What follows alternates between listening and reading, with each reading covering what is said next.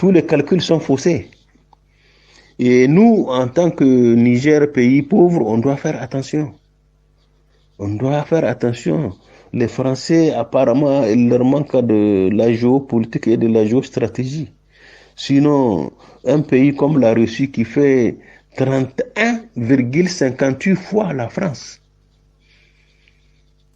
31,58 fois la superficie de la France, c'est ça la Russie. C'est presque un continent. C'est elle qui fournit 40% de leur consommation en énergie à l'Europe, toute l'Europe. C'est elle qui fournit 34% du blé et du maïs au monde entier.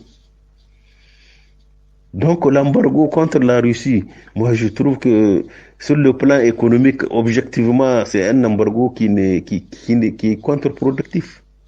Puisque la Chine est prête, elle est prête à observer les besoins que les Européens refusent d'acheter à la Russie. La Chine a besoin de l'énergie. C'est un pays qui consomme beaucoup d'énergie, qui est 1,5 milliard. L'Europe, elle ne fait que 700 millions d'habitants. Donc, les besoins de l'Europe, si elle dit qu'elle n'achète pas à la Russie, la Chine est prête à observer ça. Donc l'embargo est où? Il est contre les Européens, pas contre la Russie. Vous avez l'Inde qui fait 1,3 milliard, un grand consommateur.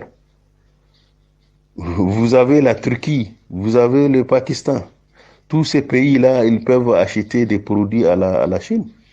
C'est uniquement les Européens qui ont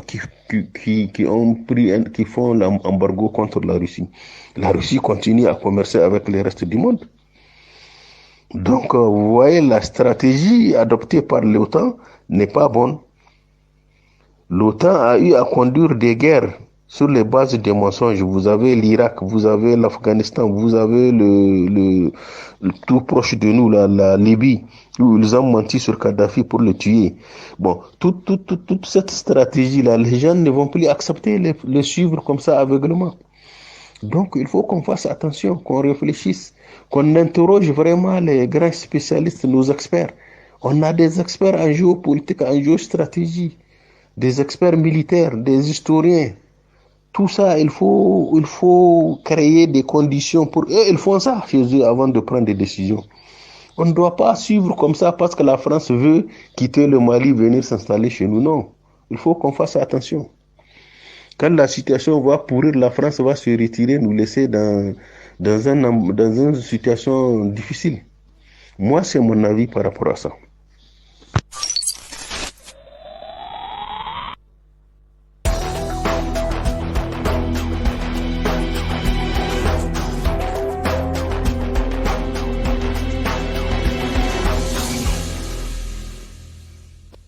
Vos questions, ces réponses et donc ces analyses dans les dessous des cartes, comment va le monde avec Jean-Marie Kassamba. Vous le connaissez pointilleux, vous le connaissez pertinent quand il prend la parole, il ne prend pas position, il ne prend parti pour personne, il analyse les faits et va au-delà de l'information, au-delà de ce que vous comprenez peut-être avec la simple publication des faits. Et c'est aujourd'hui cet exercice encore que vous aimez beaucoup avec Jean-Marie Kassamba. Bonjour. Bonjour et bon week-end. Et comment ne pas commencer avec cette vidéo justement qui a donné le go. On va cette fois faire l'inverse, c'est-à-dire commencer avec l'extérieur, avec le monde extérieur, notamment la Russie, l'Ukraine, une situation qui fait parler le monde. Là, vous aviez sur Télé 50 le président nigérien, Mohamed Bazoum, face à Emmanuel Macron, qu'on a vu pratiquement en train de transpirer, face à des déclarations fermes. Jean-Marie Kassamba, on a cru vous entendre un tout petit peu dans la voix de Mohamed Bazoum. Écoutez, magistral, un président courageux, panafricain et lucide. Nos chefs d'État devraient être comme ça. Nos chefs d'État devraient parler comme ça. Ce n'est pas politiquement correct lorsqu'on veut plaire, lorsqu'on veut être, on va dire, dans les bonnes grâces. Mais Thomas Sankara parlait comme ça. Patrice Aimé Lumumba parlait comme ça. Joseph Kabila parle comme ça. On devrait parler comme ça, comme Mohamed Bazoum. C'est un président du Niger. Il a été élu il n'y a pas longtemps. C'est-à-dire quoi? Tout ce que je vous ai toujours dit ici, en termes de géopolitique, se résume dans cette intervention.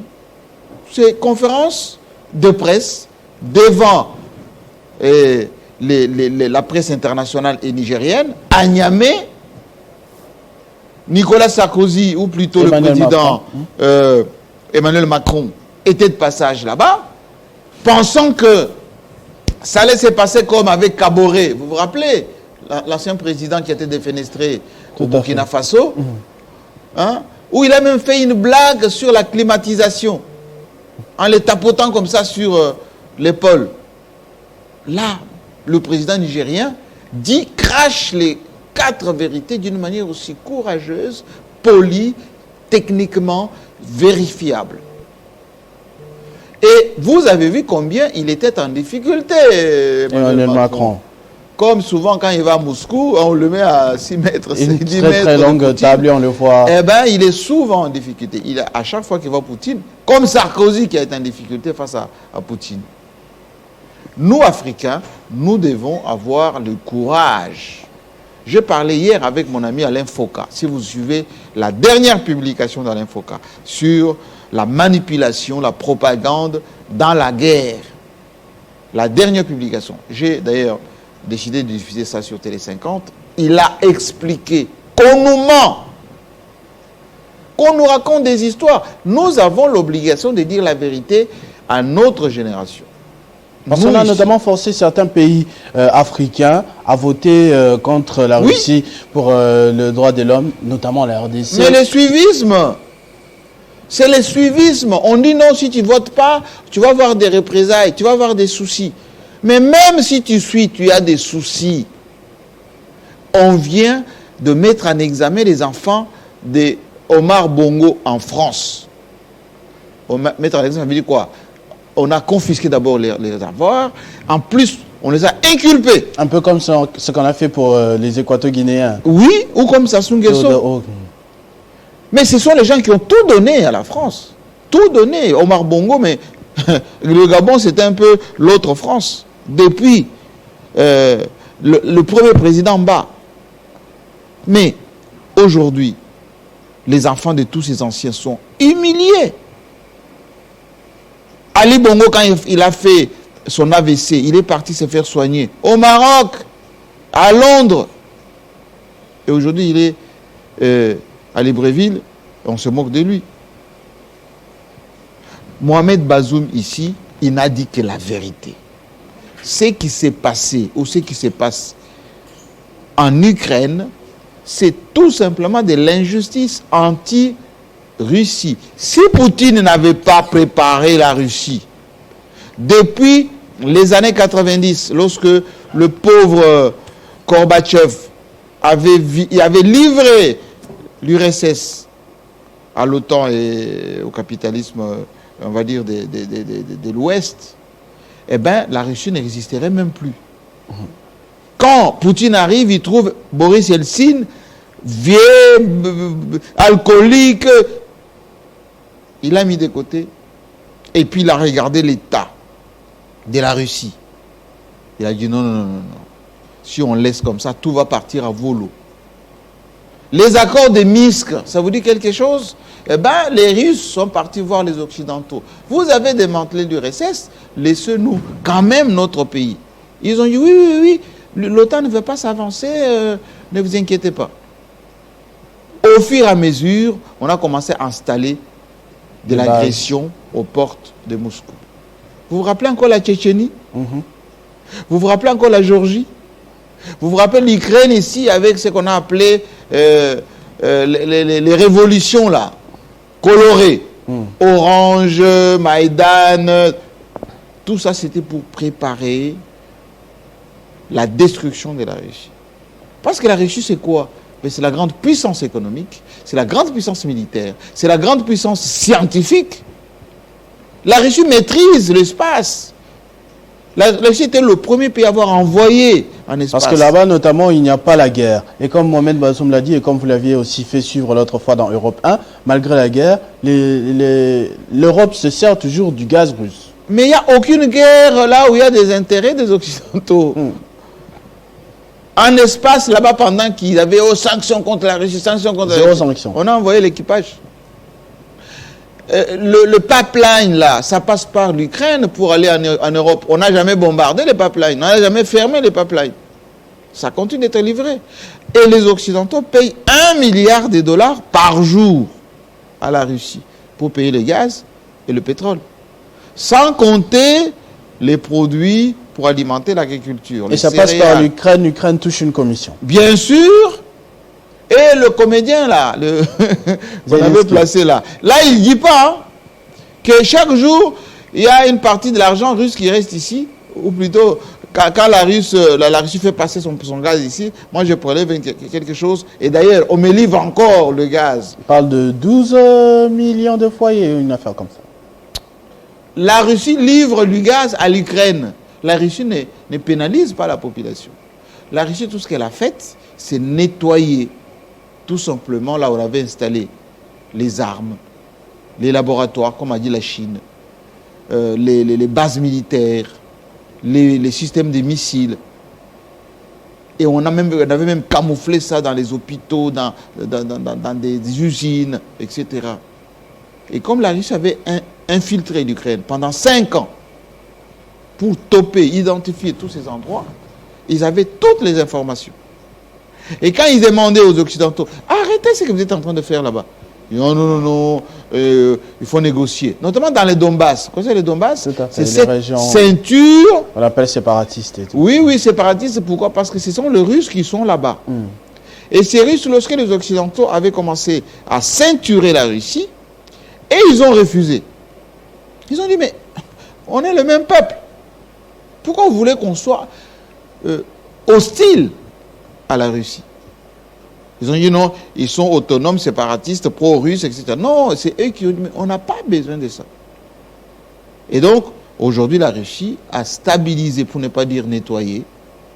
Ils avaient dit à un moment donné que la Russie avait échoué à Kiev, tout ça, toutes ces villes. Non, la Russie n'avait pas de velléité d'occuper l'Ukraine. C'est tout simplement neutraliser, nettoyer, là où vous avez installé beaucoup de mauvaises choses. Et ces choses ont été détruites. Malheureusement, il y a eu des dégâts, comme dans certaines bases où il y avait des mercenaires, etc. La Russie était obligée de nettoyer tout ceci. Eh bien, ça a créé des morts.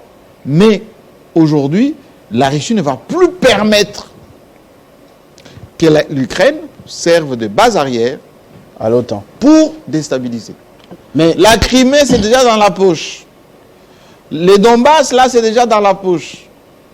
Et le pauvre comédien, là, il va disparaître bientôt de la circulation. Zelensky. Oui, il va disparaître. Ce que l'on se pose surtout comme question, comme Mohamed Bazoum l'a même dit, pourquoi, pour parler de l'Afrique, comme on l'a dit tout à l'heure pour les affaires, l'Europe continue ses affaires et semble vouloir mettre quelques pays africains en conflit avec la Russie. C'est tout simplement pour le contrôle. Comme lui-même l'a dit, le Niger c'est un pays pauvre, un petit pays qui n'a rien. Mais vous voulez nous mettre en conflit contre un puissant pays. Oui, c'est pour que l'indépendance de certains pays ne puisse pas s'affirmer.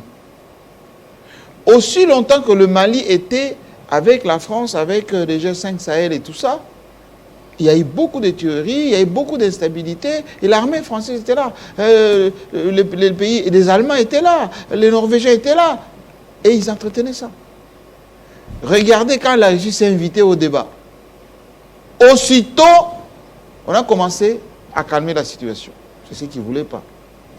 Aller en Somalie, depuis les années 90, les Américains sont là-bas, les drones volent là-bas, mais c'est jamais stable. Aller en Libye, moi je suis allé en Libye plus d'une fois, à l'époque de Kadhafi. Ça n'avait rien envié aux pays européens. Mais aujourd'hui, on continue à alimenter l'instabilité en Libye, mais le pétrole libyen qui est de très bonne qualité et qui est aux portes de l'Europe, part. Comme le pétrole irakien, part. Et c'est ce qu'on voulait faire de la Syrie. Et quand la Russie s'est invitée au débat en Syrie... Ça a changé les cartes. Oui. Tout comme vous mais avez on annoncé... avait rasé des villes. Vous avez annoncé la présence de la Russie progressivement ici en Afrique, dans différents pays. Mais ils sont déjà présents en République centrafricaine. Ils sont présents au Mali. Ils sont déjà accessoirement en train de s'installer en Libye. Suivez ce qui s'est passé au Cameroun. Le Cameroun qui est le fief français. Eh bien, Paul Biya a signé avec les Russes la coopération militaire avec l'équipement déjà qui sont aux portes. Sassou Nguesso, il n'est pas loin, c'est un ancien communiste. Donc il a des relations particulières avec notamment la Russie. Et d'ailleurs, si vous regardez ce qui se passe en République centrafricaine, c'est aux portes de la RDC, le danger pour les États-Unis, c'est si jamais la Russie s'installe en RDC, et c'était ça le chiffon rouge de Mike Hammer. Attention, la Russie va s'installer en RDC, et la Russie va contrôler les mines stratégiques, coltan, uranium, etc., etc. C'était ça le problème. Mais on n'a pas besoin de ça, nous. Nous, on est, comme disait le maréchal Mobutu, ni à gauche ni à droite. Il faut qu'on essaye de tirer le meilleur. De partout. Oui, des Chinois, par exemple, qui ont avancé presque 9 milliards de dollars pour les 5 chantiers. 3 milliards sont toujours dans les pipes, et jusqu'à aujourd'hui, on n'a pas encore consommé.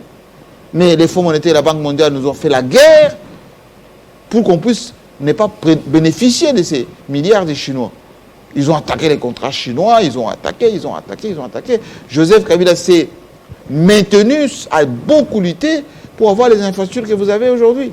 En parlant justement de cette situation des minerais stratégiques de la RDC et la situation sécuritaire justement de la RDC, Félix Tshisekedi est en train de discuter aujourd'hui avec les groupes armés après avoir rencontré les chefs d'État burundais, ougandais. Le Rwandais s'est fait représenter par son ministère des Affaires étrangères au Kenya, sous les bons auspices de Uhuru Kenyatta. Comment vous voyez cette situation venir? Diversion et manipulation rwandaise, ou plutôt des Gagamé, des Museveni et accessoirement des Kenyans, parce que Félix Tshisekedi, d'abord, il avait réussi, avec l'état de siège, à diminuer la présence rwandaise, notamment dans les secteurs miniers là-bas, où il avait fermé quelques aéroports, comme à Walikale, où certaines mines artisanales ont commencé à stabiliser la situation là-bas. Parce qu'on a senti Paul Kagame a quand même agité. Il était déjà nerveux. Et donc, les M23 que Joseph Kabila avait défait, qui n'existaient plus, il y avait quelques individus en Ouganda là-bas, certains qui étaient au Rwanda, avec les Makenga, etc. C'était fini. Il a fini, il a même fait le tour. Oui. Moi, j'étais dans cette délégation. Il a fait par la route de Kisangani jusqu'à Goma. Il n'y avait plus rien. Eh bien, Kagame a renforcé ces M23 parce que Museveni avait lui aussi renforcé les EADF. Il est venu s'inviter chez nous avec ses opérations conjointes pour être présent chez nous et pour entretenir les cafouillages. Aujourd'hui, ils ont réussi parce qu'ils ont poussé notre gouvernement à aller parler avec ces gens. Ces gens, c'est qui? C'est eux. C'est tout simplement les masques qu'ils portent, la logistique militaire, les moyens de communication, manger. C'est eux. Je vous avais dit la fois passée que ces gens-là, ils fonctionnent à 30 km, 60 km de leurs frontières. Mais regardez la pirouette des Kagame. Ils négocient avec le Congo-Brazzaville pour installer à Maluku, en face de chez nous, ces équipements, ces terrains, etc. C'est pourquoi? C'est pour avoir une base annoncée. Avancée, comme on dit. Base avancée, qu'est-ce que ça veut dire? La capacité de se propulser à l'ouest pour mieux contrôler, notamment la capitale, c'est ici. Rappelez-vous, quand ils ont parachuté les troupes à Kitona pour agresser Kinshasa, ils avaient échoué. Pourquoi? Parce qu'ils n'avaient pas de base arrière. On ne pouvait pas. Les Angolais étaient juste à côté, et c'est les Angolais qui les ont neutralisés à partir de Kitona. Et donc... Aujourd'hui, il est en train de voir loin. Mais Kagame réfléchit. Il dit, pour contrôler la RDC, il faut être proche de l'Ouest. Il a beaucoup fait des choses. Kinshasa. Oui, il a beaucoup fait des choses à partir de l'Est, mais ça se limite. Tout au plus à Goma. Il va pas arriver à Kisangani. Et Museveni, il est du côté de Bunagana et il peut avancer Beni, Butembo, il peut risquer la même chose à Kisangani. Et donc, ils sont seulement dans ces zones-là. Malheureusement, c'est une zone qui a beaucoup de richesses et ils exploitent. Maintenant, ils veulent se propulser un peu plus loin. On ne va pas dire qu'on va surplanter les Rwandais ici en face de la RDC. On va commencer par dire qu'on va installer nos équipements, les champs. C'est faux parce que ces territoires-là, ça va être leur propriété. Ils peuvent y installer des bases, ils peuvent y installer des pistes d'atterrissage. Tu vas y accéder. Regardez ce qui s'est passé à Tengue-Fongoume, là-bas. Il y a des aéroports là-bas, c'est une ville dans une ville, enfin une république, personne qui va y accéder. Rappelez-vous ce qu'Alain Foucault a dit. Avec Albert Yuma. Oui, ils vont installer des zones de non-droit que personne ne pourra contrôler. Sécurisées avec leurs complices américains, avec les satellites, etc. Et donc, nous devons, en quelque sorte, voir plus loin. À ce sujet-là, justement, Martin Fayulu a tweeté ce matin, je suis en train de lire le tweet justement devant moi, et il dit que la RDC se retrouve dans cette situation, je cite, parce qu'il y a eu une crise de légitimité au sommet de l'État, et en ce moment, on est justement en train de jouer avec les Congolais en permettant de réfléchir qu'il pourrait avoir une négociation de ces rebelles dans l'armée. J'ai suivi Georges Kapiamba et je les salue. On ne peut pas négocier avec des criminels. Comment je dirais? Sur le plan international, d'ailleurs, il est dit qu'on ne négocie pas avec des terroristes. Ces gens sont classés par les Nations Unies force négative. Dans toutes les conférences qui se font sur les Grands Lacs, on parle de force négative. Et là, vous dites, les forces négatives deviennent maintenant des interlocuteurs. Vous allez négocier quoi? Vous allez négocier pour les intégrer dans l'armée? Mais l'armée recrute. S'ils veulent faire partie des FARDC, qu'ils aillent dans les zones militaires, dans les régions militaires, qu'ils se fassent enregistrer, qu'ils se fassent former, qu'ils portent l'uniforme national, qu'ils respectent les consignes militaires, etc. Pire encore, Jean-David Kilolo révélait tout à l'heure que Joseph Kabila voulait les désaffecter. Donc vous quittez le Nord Kivu, si vous voulez réintégrer. D'accord, on va vous mettre dans le Bandundu. Et il refuse. Central Équateur refusait. Il refusait. Pourquoi il refusait? C'est parce que je vous ai parlé de la guerre de proximité des frontières. Parce qu'ils viennent en mission. Ils intègrent les FARDC.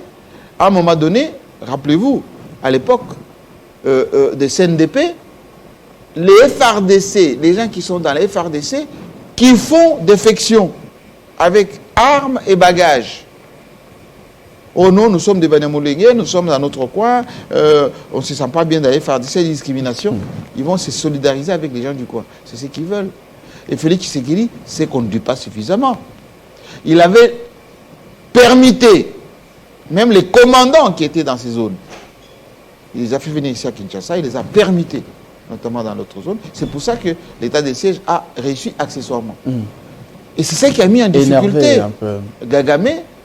Et il a commencé à faire des déclarations un peu, voilà, je ne reconnais pas le rapport mapping, qu'est-ce qui se passe là-bas, ça ne finira jamais. Et c'est pour ça qu'il a réveillé le M23, qui était aux portes des Goma. Et si la dernière rencontre, Félix Tshisekedi, Museveni, n'avait pas tapé du poing sur la table pour dire il faut que le M23 se retire, on aurait parlé déjà de M23 dans Goma. Parce que même les FARDC ont semblé à un moment le dire, qu'on a attrapé des hauts gradés de l'armée, mais après le gouverneur militaire a attrapé, identifié, fait un point de presse. Nous avons les déclarations. Et ils ont fait rapport à Patrick Mouyaya, qui était à TV5. Il a dit la même chose. Exactement. Et comme ces gens-là font la pression, leurs mentors font pression, notamment sur nos gouvernants, non, les Rwandais n'y est pour rien, il ne faut pas dire comme ça, etc. Il y a eu rétropédalage. Mais est-ce que le peuple congolais va, on va dire, subir un peu tout ceci? Jusque quand? Il faut une prise de conscience. Nous avons fait CHEST, Collège des hautes études ici, stratégie défense. C'est ce que nous apprenons tous les jours. Nous avons fait plus de 12 mois en apprenant que ces choses-là, il faut faire le renforcement de nos forces armées. Nous avons des vaillants soldats. Moi, je connais ces militaires, je les fréquente. J'étais encore à l'école de guerre la semaine dernière. Nous avons 150 000 hommes. Le Rwanda, c'est un tiers. L'Ouganda, c'est un tiers. Rien que nos effectifs bien encadrés, avec de la logistique, avec de la motivation sur le terrain, on entre au Rwanda en 3 jours. L'Ouganda, on n'en parle même pas. Et ces gens-là font tout pour nous affaiblir. C'est pour ça qu'à un moment donné, il aurait fallu, voilà, j'utilise maintenant les conditionnels, il aurait fallu ne pas parler ces histoires de politique, ce qui se passe à l'Assemblée nationale, au Sénat. Ça, c'est, excusez-moi du terme, trivial. C'est concentrer, comme a fait Poutine, sur les intérêts supérieurs de la République démocratique du Congo. Parce que les problèmes internes, même en Russie, il y en a. Mais bien quand évidemment, il s'agit d'une question nationale, on oublie tout. Monsieur, Poutine a expliqué aux Russes, la démocratie, il a gardé ça de côté. Vos histoires là des ONG, ceux qui touchent ces pays, ce sont les ONG. Les ONG, la société civile, c'est ceux qui tuent ce pays. Pourquoi? Parce que les Occidentaux financent les ONG, financent la société civile. Pour faire quoi? Taper sur le gouvernant, diminuer nos institutions, dire que nous n'avons pas de dirigeants responsables. Et nos responsables passent le plus clair des temps à se justifier, à vouloir plaire à la société civile et n'ont pas la capacité de maintenir l'autorité de l'État. Imaginez si Félix Tshisekedi avait pris la décision. 1. On diminue le nombre de ONG, notamment à l'Est, on supprime. 2. Les églises, allez, on pose un critérium clair. Il faut voir une église, il faut être crédible, il faut avoir quelqu'un qui est formé, etc. 3. Le service militaire, le service national, comme en Israël, obligatoire pour tous les jeunes de 18 ans. Obligatoire. Il faut passer ne serait-ce que 6 mois, service militaire. 4°, doter nos forces armées, ce qu'on appelle, nous, dans le livre blanc, d'un budget colossal, comme la Russie, comme la Chine. Nous avons les moyens. Les millions ici qu'on détourne de gauche à droite, on peut les orienter. Allez, on dit, au lieu de faire 300 de moutons, on prend cet argent FRDC. Vous allez voir que au bout d'1 an, s'il avait fait tout ça au bout d'1 an, on allait installer des bases militaires à l'Est, on allait sécuriser les lacs Kivu, on allait acheter des hélicoptères, des drones. Même la MONUSCO n'allait pas être opérationnelle chez nous. À vous entendre parler, l'état des sièges a quand même porté des fruits. Oui. Il y a un groupe des élus en ce moment qui sont en train de militer, je crois qu'ils sont au nombre de 5, du Nord Kivu et de l'Ituri, qui veulent que l'on mette fin à cet état des sièges. Manipuler. Les lobbying, c'est aussi ça. On passe par les donneurs d'ordre, on passe par les gens influents, les personnalités. Moi, j'aime bien Mukwege. Mais ce qui se passe à l'Est, notamment au Sud Kivu, il devait être au premier plan. On ne le sent pas beaucoup, les docteurs. Parce que beaucoup d'officiers au niveau international essaient de passer par là pour faire passer un certain message. Il devait encore prendre le devant, comme fait aujourd'hui, comment il s'appelle, Akaj. Kapiamba. Oui, Kapiamba. Où sont nos ONG qui nous bassinent à longueur de journée, les femmes violées, etc. Pourquoi on n'indexe pas? Pourquoi on ne fait pas des manifestations devant l'ambassade de l'Ouganda, de Rwanda, de la Grande-Bretagne, qui a signé sous notre barbe un accord avec Kagame pour l'importation? On a vu qu'il y a même le Danemark qui voudrait faire la même chose. Oui, mais parce qu'ils sentent que la société civile congolaise, elle est gérée par les ONG. Les ONG qui vont dans les ambassades de ces pays, notamment nordiques, qui demandaient des prébans, des petites sommes d'ailleurs. Ils amènent là-bas, on dit, amenez les preuves. Ils amènent des photos de nos enfants, de nos femmes. On leur donne $2 000, $3 000. Allez organiser les conférences de renforcement des capacités. Ou bien on les invite là-bas, ils viennent passer un séjour à Copenhague ou, je ne sais pas moi, à Londres. Et ils viennent ici pour insulter la République. Ce qui est bien dommage. C'est bien dommage. à l'Assemblée nationale où justement l'on discutera encore aujourd'hui de la loi électorale, l'on se pose la question à quel moment le consensus a été trouvé, vu que mercredi passé, les FCC n'étaient pas d'accord. Ce mercredi non plus. Christophe Mbosso a convoqué une plénière ce vendredi. Bon, il n'y aura pas grand-chose, hein, parce que je vous ai parlé des prémices. Qu'on m'écoute un tout petit peu. Il faut voir dans quelles conditions Mbosso est arrivé et dans quelles conditions il va partir. Il n'y aura pas la loi électorale parce que, il faut que ça soit voté par un certain consensus, par suffisamment de députés. Et puis, troisièmement, la loi électorale, c'est pour aller aux élections. Les conditions ne sont pas du tout réunies. Écoutez les églises catholiques, protestantes. Écoutez ce qu'ils disent aujourd'hui, G13, qu'on a ressuscité. Écoutez ce que dit en filigrane l'ambassadeur Amer qui est sur le départ. Dans 2 mois, il sera parti. On crée les conditions maintenant d'un dialogue pour préparer, je vous l'avais dit prochainement, une transition. Vous voyez le retour des Camérés, tout ce qui est en train de se faire, c'est pour qu'il y ait des camps. Quand Katumbi, quand Tshisekedi, peut-être l'FCC qui va s'élargir à tous les déçus. Hein. Demain, ça ne vous étonnerait pas de voir un Kabound aux côtés du FCC, ce n'est pas exclu. Il a dit je pars, oui, mais je ne partirai pas seul. Oui. Vous m'avez fait tomber, vu son influence, il est en train aussi de jouer quelque chose. Mais il ne va pas partir seul parce qu'il va faire tomber le bureau. Parce que l'Union sacrée, c'est lui. Et il sait comment le montage a été fait pour monter un peu tout ceci pour que Mabunda tombe. Lui avait le rando personnel avec Mabunda. Et donc, aujourd'hui, c'est lui qui a été fragilisé, c'est lui qui a été un peu humilié. Et bien, il va traîner avec lui tout le reste. C'est dommage. Tout à fait. Ce qui pourrait nous ramener également à la question des absents. Vous vous souviendrez que Félix Tshisekedi, en son temps, a été mis de côté par l'Assemblée nationale parce qu'il percevait le salaire mais ne venait pas aux plénières. L'on reproche aujourd'hui la même chose à quelques ténors. Mais M. Tchokoum, il ne faut pas que l'hypocrisie nationale soit démise à chaque fois que cela est d'application. Premièrement, ce n'est pas aujourd'hui qu'on parle des gardes des absences au niveau de l'Assemblée nationale, ou au Sénat, par exemple. Jean-Pierre Mbemba est resté à la haie pendant combien d'années? Est-ce qu'on a vu avec coupé? Il est arrivé tout de suite, première action qu'il a fait pour arriver, il est allé récupérer les salaires des 10. Est-ce qu'on lui avait coupé? Non.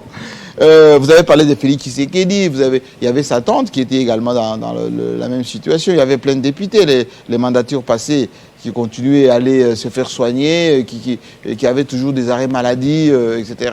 Là, actuellement, Adolphe Mozito, vous regardez Fayoulou, avant et après.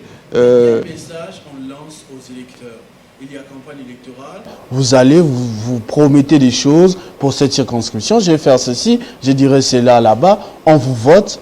Vous avez tous les avantages qui vont avec parce qu'ils viennent peut-être pas, mais ils ont même pris les voitures. Mais c'est la classe politique congolaise qui est comme ça. La duperie au niveau de l'opinion, elle est systématique. Ne serait-ce qu'au niveau des programmes politiques. Qui a déjà fait 1/10 de ce qu'il a promis pendant la campagne électorale. C'est pour ça qu'ils arrivent souvent avec des bouts de câbles, des groupes électrogènes, des t-shirts, de la bière. C'est juste pour avoir les quitus. Une fois qu'on leur donne ces quitus, ils sont dans les voitures qui bâchent tout de suite, qui fument, des véhicules, certains changent même le numéro de téléphone, et ils se font accompagner par des assistants des gardes du corps inaccessibles. Ils vont dans leur base seulement aux échéances électorales. Nous avons, excusez-moi du peu, une opinion qui ne s'assume pas. L'opinion congolaise ne s'assume pas. Est-ce que on peut me citer un seul député qui, une fois qu'on le met au gouvernement, il fait ce qu'il avait promis en tant que député? Parce qu'ils disent, nous sommes que contrôleurs du gouvernement, ce n'est pas nous l'exécutif. Mais j'en connais plein qui sont devenus ministres. D'abord, quand il quitte l'Assemblée nationale, il met sa femme là-bas comme suppléante. Ou son fils. Ensuite, quand il devient ministre, il fera même pire que les ministres qu'il critiquait avant. Hein? Ceux qui nous suivent, ils connaissent des exemples. Et donc, pour renouveler cette classe politique, il y a vraiment matière à remettre en cause même le fonctionnement. Si Mbosso dit, je vais sanctionner les absents, mais il va sanctionner 80%. Quand vous regardez les plénières... Sans compter ceux qui viennent et qui ne font rien. Mais je dis, quand vous regardez les plénières... En train de dormir. Moi, je connais beaucoup, surtout les femmes, qui viennent seulement, qui se maquillent là-bas. Et se maquillent, et quand on dit, qui est pour, qui est contre, quand même. après, ils repartent. Et je connais des députés qui n'ont jamais été devant, ni proposition de loi, ni quoi que ce soit. Si je vous pose cette question, enfin, je ne vais pas vous poser cette question, c'est vous qui l'avez posée, la production parlementaire de cette législature, combien de pourcents? Ils étaient très occupés à changer de président de bureau, bureau d'âge. Or, un parlementaire est élu pour produire des lois, pour contrôler les gouvernements. Souvent, il y a une polémique, on vient, on parle de dot, après ça disparaît. On vient, on parle de loyer garanti, après ça disparaît. Ça ne va jamais jusqu'au bout. Ils sont dans l'actualité et les réseaux sociaux. Regardez nos députés, pendant qu'il y a des plénières, pendant qu'il y a des débats, ils sont dans leur téléphone. Beaucoup sont dans des groupes WhatsApp. Beaucoup. Ils sont là-bas en train de dire, ah, est-ce qu'il y a des invisibles? Vous connaissez les invisibles? Eh bien, ce sont les frais. Les 1 kilo. Les avantages. En plus d'1 kilo, il y a beaucoup les téléphones. Voilà, il faut faire un cours parlementaire, il faut faire des contrôles parlementaires, il faut faire... Ils sont dans ça. Parce que regarde leurs collègues qui ont construit une maison, qui a acheté une belle voiture, qui a un beau costume.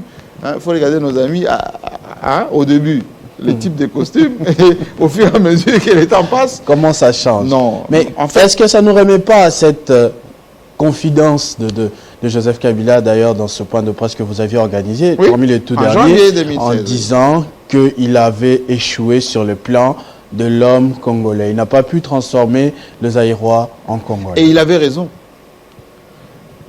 Si vous regardez même les commissaires du peuple du maréchal Mobutu, il y avait une certaine classe.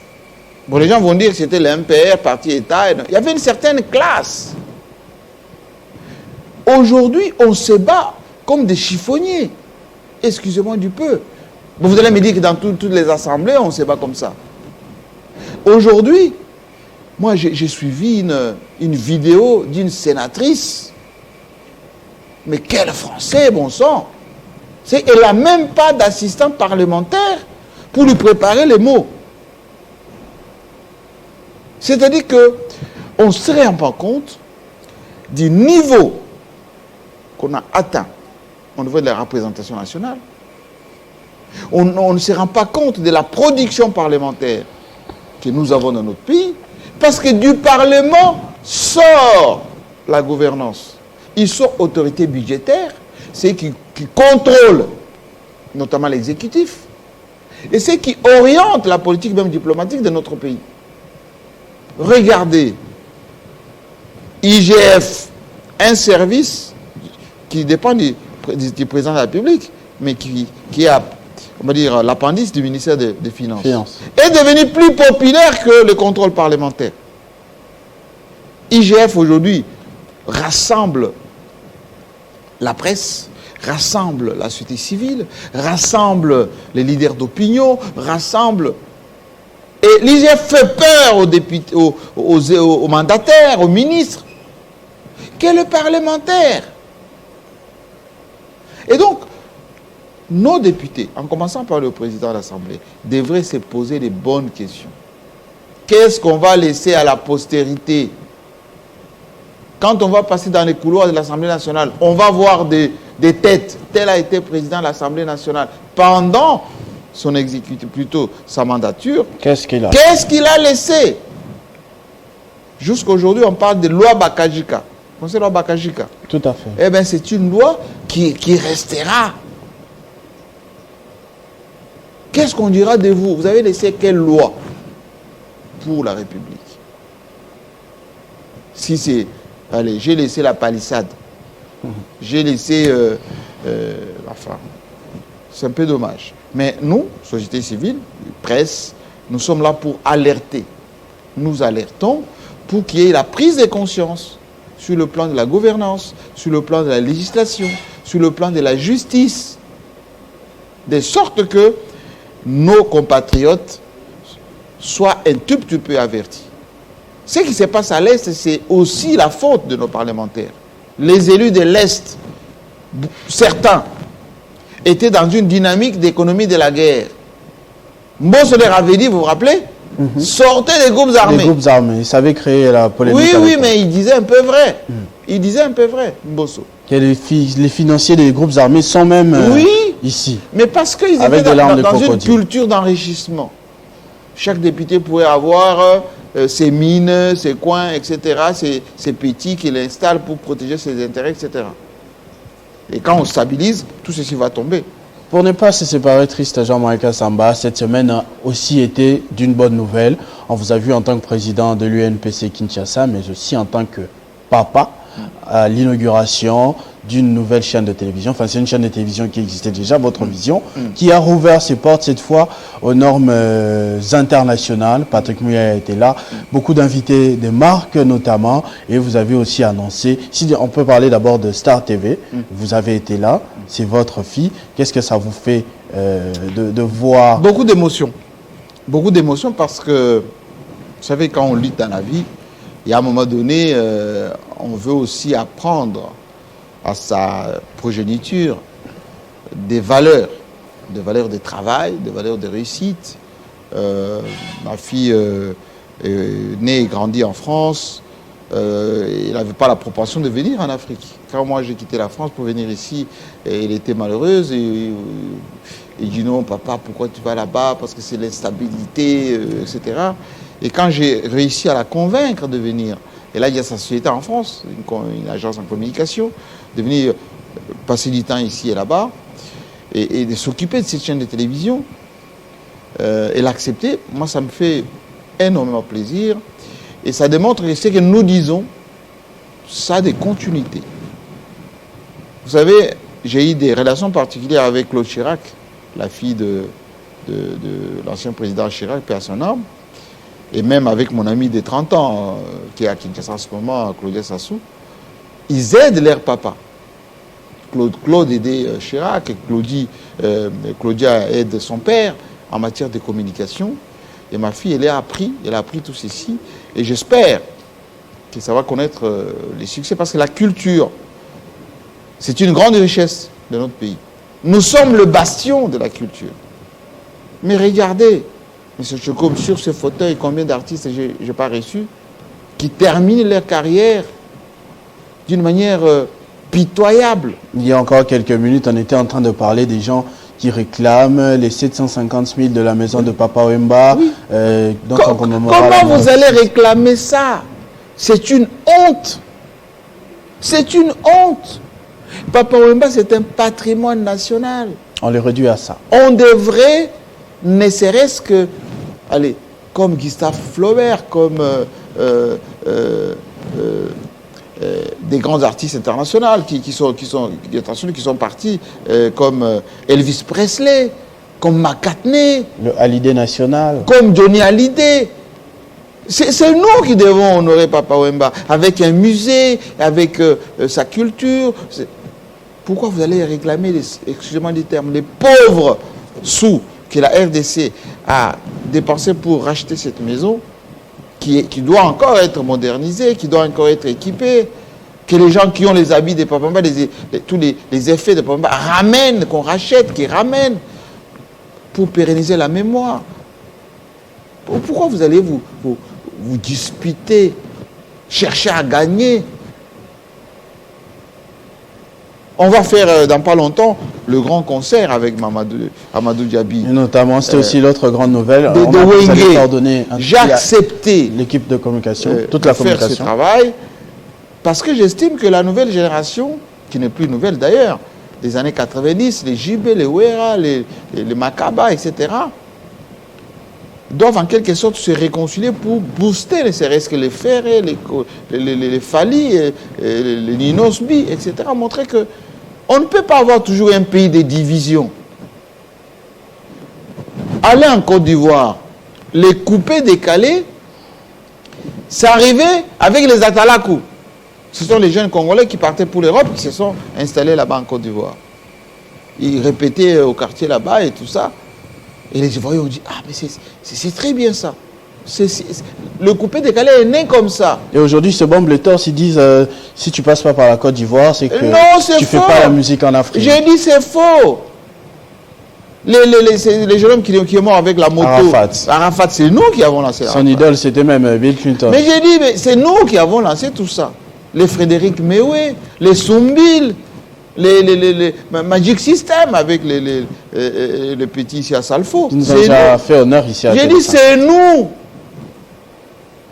Mais aujourd'hui, on doit se tourner vers le Ghanéen, on doit se tourner vers les Ivoiriens. Alors qu'à l'époque de Lokasa Yambongo, de Chalamoana, des 4 étoiles avec Niboma, de Kanda Bongoman, quand Pépé Kali est arrivé à Abidjan, mais Abidjan s'arrêtait. Demandez Père Sonam à Ahmed Bakayoko, Yves Zogbo Junior. On doit recentrer la culture chez nous ici à RDC. C'est pour ça que Star TV sera là, pour produire des événements.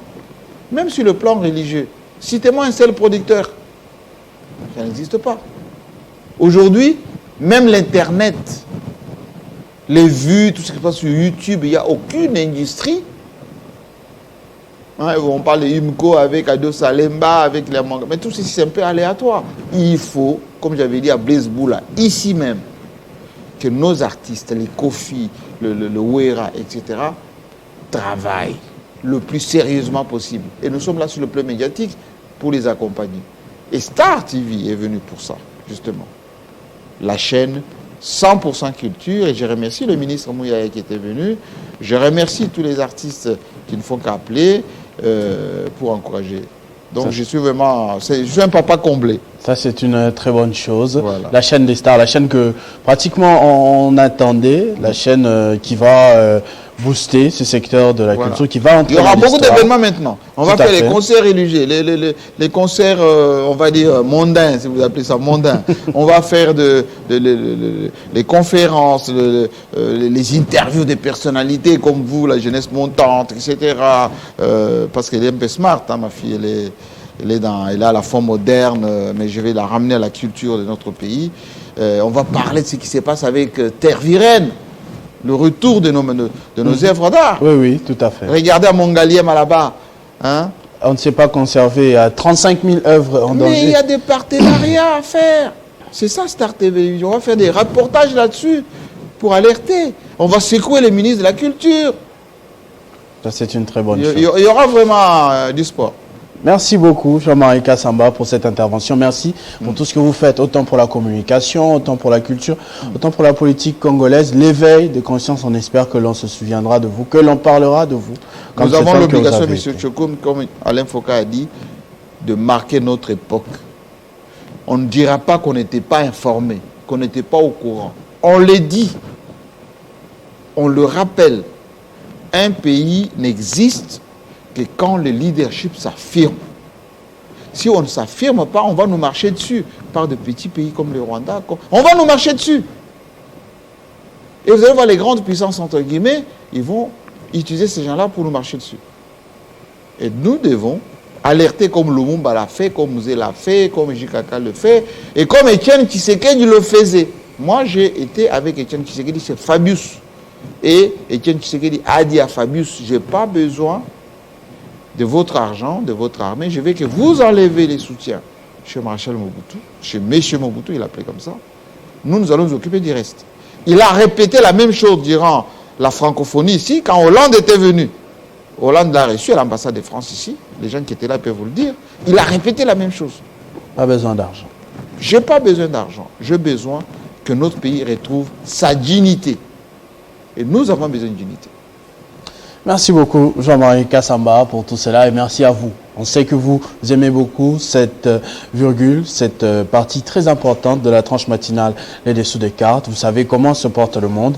On a commencé en international, on est au niveau national. Vous avez fait le tour de toute l'information possible avec Jean-Marie Kassamba qui l'a décrypté de la meilleure manière possible. Merci beaucoup. Merci beaucoup et bon week-end. Merci beaucoup de nous avoir suivis. On se retrouve très prochainement avec le même plaisir sur Télé 50.